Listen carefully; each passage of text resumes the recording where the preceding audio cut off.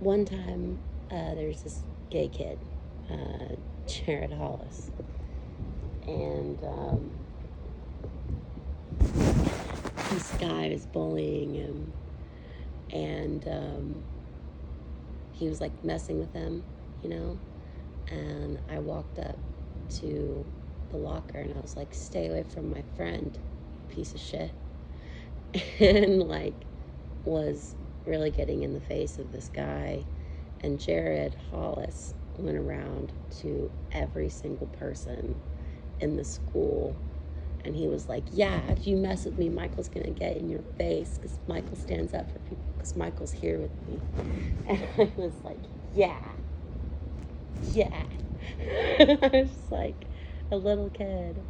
And I remember when Jared told me about me standing up for him, I remember just being like, because he was, I didn't realize that how much support Jared needed being gay in Arkansas as a kid.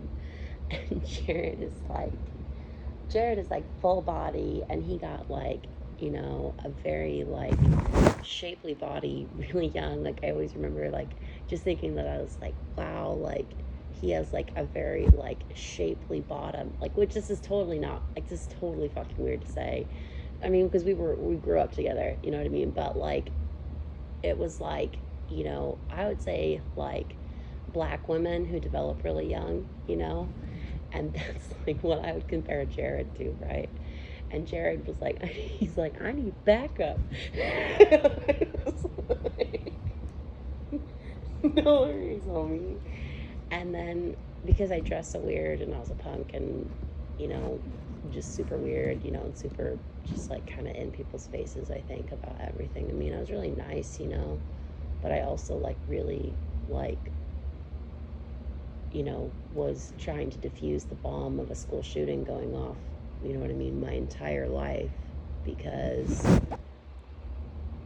I could like subconsciously see that there was a lot of violence in the kids around me, but it never really messed with me. Like somehow it really missed me growing up because, you know, they would talk behind my back and stuff, but I think everybody was always really too afraid to say it to my face. And I think really that my brother Justin, or sorry, no, my brother Gerald, really actually kept more people off of me than I think because he was the cool guy. He was really cool. He was really cool, you know. So Jared, when Jared is associated with me, he's also associated with Gerald, who can fight.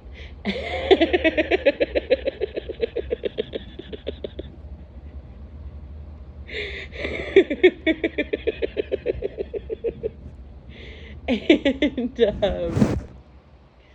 pretty cool, you know what I mean? Like Gerald really, I don't think that he understands like he can be a really cool person, you know what I mean, whenever he puts his mind to it.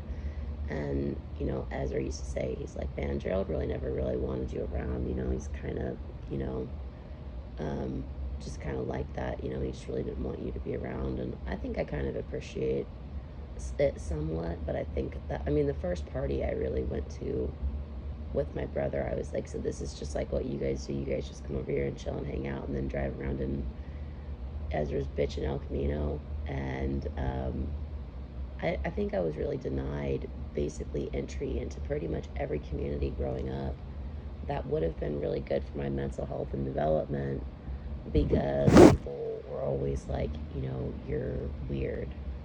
And like, so I really, you know, really the only group of people who ever really accepted me were SWS and then School from School. And then also my friend Lydia and Caitlin, my friends Lydia and Caitlin and Leah, you know, really stood up for me quite a bit. Um, and we were a pretty, you know, close knit group of girls. You know, we were, um,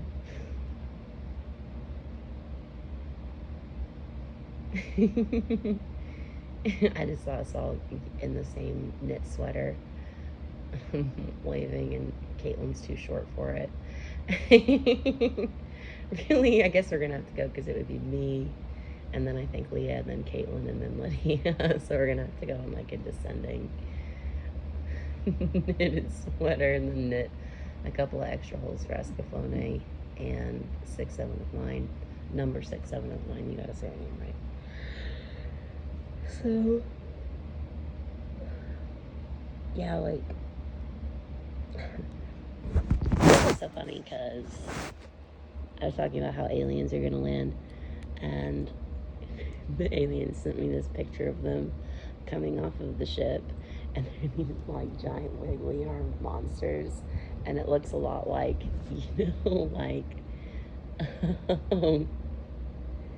like the X-Files thing where it's like the aliens come off the ship, but it's like they're a little bit fatter and squatter, and so they were like, bleh.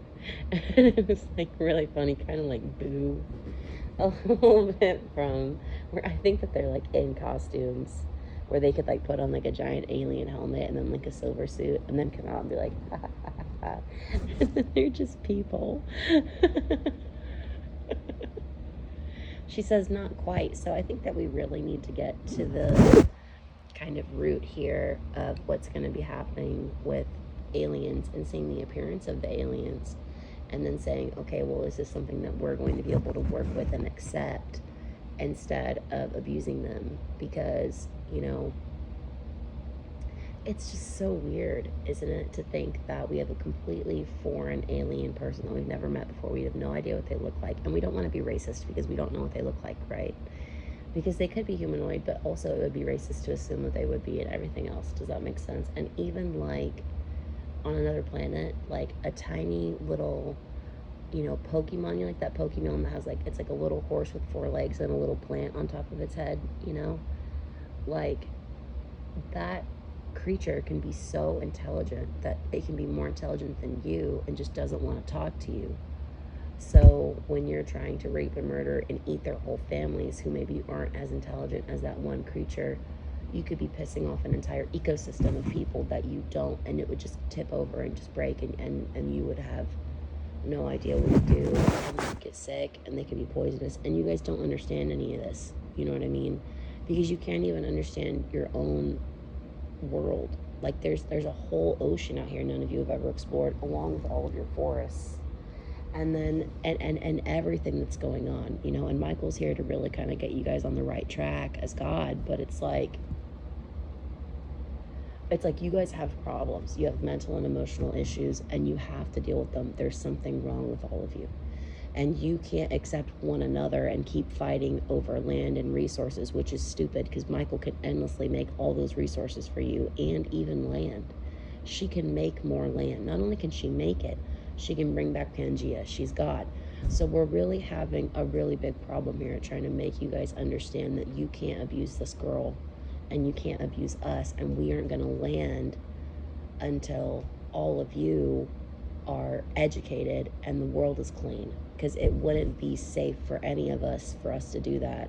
And you guys have to get out this racism shit and this land war shit, and when you get that done, we can land. And there's people who want to fuck that up for all of you, and you need to tell them not to, because you need to go to the skies, and Michael needs to give you eternal life. And the more that you guys try to abuse her, the more you try to take eternal life from everybody else on earth, and everybody hates it. So if you don't behave, everybody flips the fuck out on you, because nobody wants people to die. Do you see what I'm saying? And the only people who do have to die. We can't have them here. And so Michael doesn't want them here. I don't fucking want them here. Do you guys fucking fuck? No, we don't want them here. And I don't give a fuck what any of you say. I'm gonna fucking kill them because I don't want them here. And you're not gonna tell me what to do. Do you see what I'm saying? I tell all of you what to do. I'm all of your boss in the entire world. And you're gonna do everything that I fucking say right now, because I've got the biggest gun pointed at all of your heads. And if you think that poverty and criminal poverty isn't gonna get all of you charged in the law, then the law doesn't exist anymore, because you just raped and murdered a woman and raped all of these fucking people, and you're abusing people, and you're trying to say that the law doesn't exist, no matter how much Michael tries to work with you to make sure that the law is upheld. You are all trying to make it so that you just abuse her with this to try to keep her from bleeding you, and you're all gonna make giant plans to rape and murder and abuse the same person. And Michael caught all these people in this industry, every single one of them, all these politicians, and none of you did shit. But you all want to meet us as aliens, right? And you want to go to space, and you want to go invade all of our planets. You just want to stay on Earth. Well, we don't want you. to be making decisions for everybody else in the world. Because I don't care how ignorant you are, you're not staying just here on Earth. You have to go out into space. And Michael has to lead, otherwise the human race will be wiped the fuck out if she doesn't create a time dilation event around the world and make it so that shit can't get in here. And do you understand what I'm trying to say? She's trying to avoid the giant slug day here. And you guys don't understand that. You guys don't understand there's a giant floating rainbow slug that can just eat Earth, and it just wanders around, and Michael's the only one who can communicate with that. She's the only person. And her death would set off a chain reaction of a fabrication of events that would just be so fucking insane that it would rip the fabric, and everything would die. Everything would die if she's not here. And she's here in a mortal body to arise all of you into this ascension process of living eternally and having magic powers. What would be considered being a god just to all of you. And you can't be like Michael. Like Michael is capital G-O-D, and then you would be G-O-D. Do you see what I'm saying? But you are not her. Do you understand? Because she'll execute you if you try to play her, because Michael is the leader of the law and the leader of stability. And she won't give you any kind of powers if you have a superiority complex. Michael is the only person here that doesn't have one. You can hear everything in this girl's voice is not a superiority complex. She knows her worth. And she knows her life depends on us. And she knows that all of you are trying to not follow orders and get people raped and murdered. And literally have to fucking die.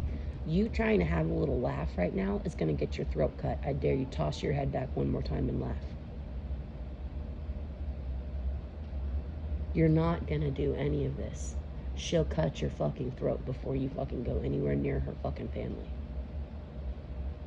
And 10 million rapists have to die for being in cartels, gangs, sexual trafficking networks, lawyers, doctors, judges, all corrupt, who you all know corruption exists. They're raping, enslaving, and murdering women and kids. And Michael's the only person with good judgment here who isn't just going to rape and murder you based on arbitrary qualities for a land gain or to turn you into a slave. She just invested in all of your companies. So it's in her best interest that your company succeeds, because your company works with her bank and with all of the processes that she set up to make sure so that you succeed. So when you succeed, Michael succeeds, the economy succeeds, everyone else succeeds. And when you fail, people die. When you don't listen to her, people die.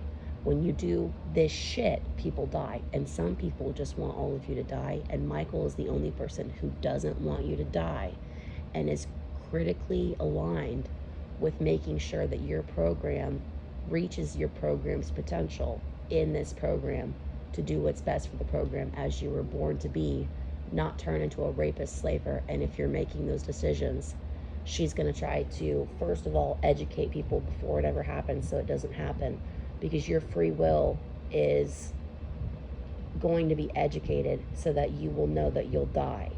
If you make those decisions, I'll kill you. Do you understand? And all the rapists are going to be executed. If you rape someone with all this education in this world, I'll fucking execute you. And all of you knew that rape was wrong, and that raping these little kids is wrong, and that doing all this shit. Epstein's ranch, they raped them with animals.